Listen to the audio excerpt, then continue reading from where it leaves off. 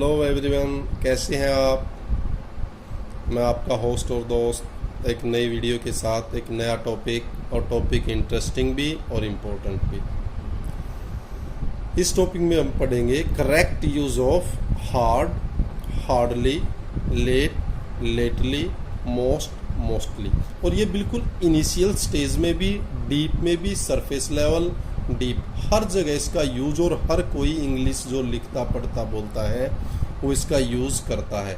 और competitive exams के अंदर भी ये पूछा जाता है। काफ़ी इंपॉर्टेंट रहने वाला है टॉपिक, ध्यान से देखिए और बारीकियां सीखिए।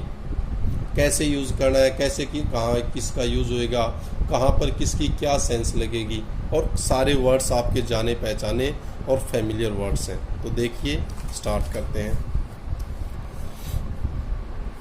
द एडजेक्टिव्स, अब ये सारे एडजेक्टिव कह रहा है हार्ड, लेट एंड मोस्ट।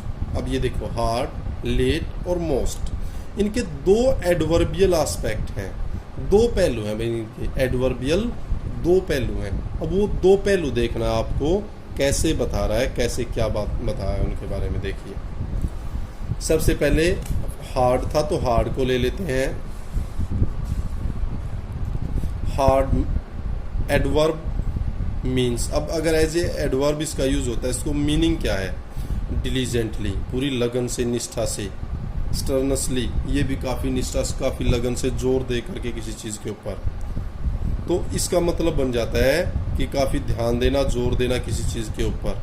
अब इसका sentence, it normally follows the verb. और क्या है ये आमतौर पर कह रहा है वर्ब को फॉलो करता है। पहले हार्ड का मीनिंग बताया, एडवर्ब के तौर पर अगर इसको यूज करते हैं तो इसका मतलब है डिलीजेंटली, स्टर्नसली। और ये वर्ब जो होती है उसको फॉलो करता है, अर्थात वर्ब के बाद आता है, बाद लगता है। For example, you have worked hard today. आपने काफी मेहनत। अब हार्ड के बारे में बात कर रहे थे हम, और यहाँ वर्ब, अब मैंने कहा था वर्ब को फॉलो करता है, वर्ब के बाद आ गया हार्ड। और यहाँ मतलब क्या बन गया? लगन से, मेहनत से, जोर देकर से ही, पूरे लगन निष्ठा के साथ। तो उसने कहा, उसने आज निष्ठा से कार्य किया।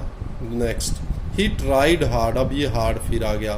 टू विन द रेस, उसने रेस जीतने के लिए अत्यधिक, अर्थात पूरी मेहनत की, पूरा जोर लगा दिया उसने। तो समझ में आ गया। अगर आप इसका एडवर्ब के तौर पर यूज करते हैं तो ये वर्ब के बाद आता है, और इसका मतलब डिलीजेंटली या स्टर्नसली, अर्थात जोर लगा कर, लगन लगाना, पूरे निष्ठा से कार्य करना, ये होता है। और फिर एक वर्ड जो नोट करने वाला एक वर्ड है, टू रेन हार्ड। अगर ये आ जाता है टू रेन हार्ड, इसका मतलब तेज बारिश नहीं, means to rain very heavily. आया समझ में? To rain hard, to rain very heavily.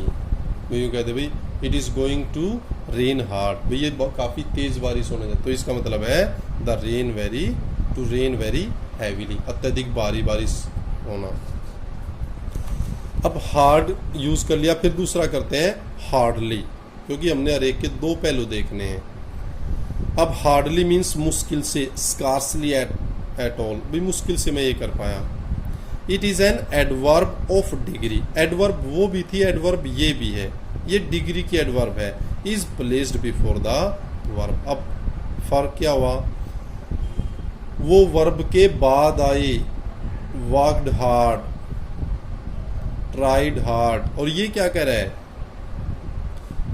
Verb से पहले आएगी। अब ये डिग्री, अमाउंट, किसी चीज की डिग्री शो कर रहा है। I hardly believe upon this, मैं मुश्किल से इसके ऊपर भरोसा कर सका। समझ में आया? गुड। नेक्स्ट, आगे बढ़ते हैं। Next point, in case of compound tense, compound अर्थात मिश्रित, जो जहाँ पर दो सेंटेंस जुड़े होते हैं के केस में, यह ऑक्सिलरी, मॉडल ऑक्सिलरी या हेल्पिंग वर्ब आप कह सकते हो, ये कि पहले शब्द और बाकी वर्ब के बीच में आता है। अगर ये कह रहा है कंपाउंड टेंस है भाई, मिला जुला टेंस है, तो उस केस में अब हमें पता लग गया, एक बार ये उससे पहले आया था, वर्ब से पहले, और एक बार वर्ब के बाद। जब डिग्री के तौर पर उसको यूज किया गया था तो वर्ब के से पहले, और जब एडवर्ब के तौर पर तो वर्ब के बाद। अगर ये कह रहा है कि कंपाउंड टेंस है ऑक्सिलरी, तो जो फर्स्ट ऑक्सिलरी होगी आपकी मॉडल होगा, हेल्पिंग वर्ब होगा, के पहले शब्द जो पहला वर्ड होगा ना उसके बाद आ जाएगा, और बाकी वर्ब के बीच में उसके बाद, और बाकी वर्ब उसके पीछे रह जाएगा। देख लेते हैं। He was so changed in appearance that I hardly knew him. क्या बताया? He was so changed in appearance, वो शकल आकृति से इतना बदला हुआ था, that I hardly knew him, कि मैं मुश्किल से उसको पहचान सका। अब ये आ गया। अब ये कंपाउंड सेंटेंस देखो, ये एक टेंस हो गया, दूसरा हो गया ना, तो इसका मतलब क्या है? कंपाउंड टेंस है। और अब यहाँ पे यूज हुआ है हार्डली। अब इसने क्या कहा था? यह ऑक्सिलरी या मॉडल जो हेल्पिंग वर्ब होगी उसके पहले शब्द और बाकी के वर्ब के बीच में। अब ये वर्ब है और ये पहला शब्द है, इसके बीच में आ गया ये। बताओ समझ में आया नहीं आया? तो ये चीज़ें थी हार्ड और हार्डली के बारे में। अब यूँ नहीं कहीं भी हार्डली लगा दिया हमने, तो उसका रूल होता है कहाँ पर बाद में वर्ब के बाद कहाँ लग रहा है, वर्ब से पहले कहाँ लग रहा है, और इनके बीच में कैसे कहाँ लग रहा है। क्लियर? गुड। नेक्स्ट जो वर्ड था वो था लेट। एडवर्ब के तौर पर अगर बात करें, हैज़ टू मीनिंग्स, इसके दो मीनिंग है इसके भी। एक्सपेक्टेड और फिक्स टाइम भी, जो आशा किया गया, आप सोच रहे हो भाई शायद 7 बजे तक आ जाएगा, 8 बजे तक, इस तरह। Every morning this week she has arrived late, भाई हर सुबह इस सप्ताह तो क्या है वो लेट आई है, तो यहाँ क्या आ गया? लेट। अराइव्ड लेट एडवर्ब के तौर पर यूज होगी। Next, towards the end of specified period of time. अब ये तो एक अमूमन जो टाइम था, एक्सपेक्टेड टाइम या फिक्स टाइम, भाई 8 बजे स्कूल लगता है, 7 बजे लगता है, 9 बजे लगता है, या 6 बजे आना है, ये फिक्स है या एक्सपेक्टेड है, इतने बजे आ जाना चाहिए। दूसरा, स्पेसिफाइड पीरियड ऑफ टाइम, समय अवधि है, या तो एक पॉइंट है, क्या है यहाँ एक पॉइंट, 6 बजे 7 बजे एक पॉइंट, अभी 6 बजे का पॉइंट है, लेकिन यहाँ पॉइंट नहीं है, अवधि है, टाइम पीरियड है। The robbery took place late at night. अब हमें यूं नहीं पता, यहाँ तो पता था 7 बजे आना था, 8 बजे आना, लेकिन अब क्या कह रहे हैं? जो चोरी है वो हुई कब? लेट एट नाइट, रात का समय था, पता नहीं किस टाइम हुई, लेकिन यूं पता है रात के दौरान, तो एक अवधि दे दी, एक पीरियड दे दिया। तो अगर फिक्स है तो बाद में आएगा जो फिक्स टाइम है, और अगर फिक्स नहीं पता है आपको, पीरियड का पता है, तो उस टाइम पर ये पहले आ। जैसे यूं कह रहा है, the robbery took place late at night towards the end of specified. अब निश्चित जो वो है उसके अंत की ओर आएगा। समझ में आ गया? गुड। Next, lately means. अब लेट का देख लिया हमने, लेटली मोर और लेस। लेटली का मतलब कम या ज्यादा। द सेम एज रिसेंटली, और इसको आप कई बार हम क्या मान लेते हैं, रिसेंटली का मतलब अभी अभी, तो इसको बहुत बार हम कह देते हैं लेटली की भी वही सेंस है और रिसेंटली की भी वही सेंस है।